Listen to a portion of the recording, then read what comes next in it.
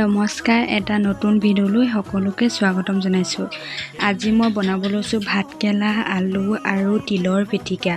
মইনো কেনেদৰে পিটিকাখন বনালোঁ তাকে ভিডিঅ'টো চাই যাওকচোন এবাৰ। আৰু মই তিলখিনি ভাজি লৈছোঁ। তিলখিনি বেছিকৈ ভাজিব নালাগে, নহ'লে তিতা হৈ যাব। তিলখিনি এটা দুটা ফুটোতে নমাই দিব লাগে।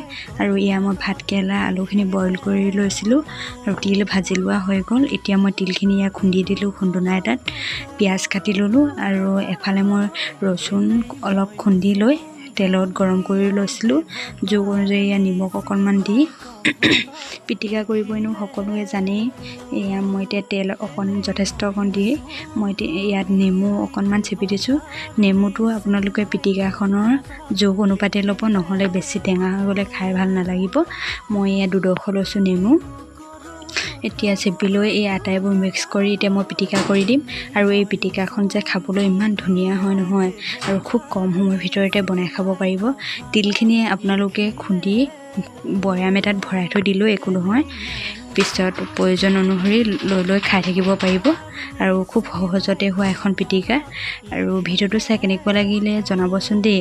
ভিডিঅ'টো শেষলৈকে চোৱাৰ বাবে বহুত বহুত ধন্যবাদ। আৰু পিটিকাখন বনাই খাব বুলি আশা কৰিছোঁ।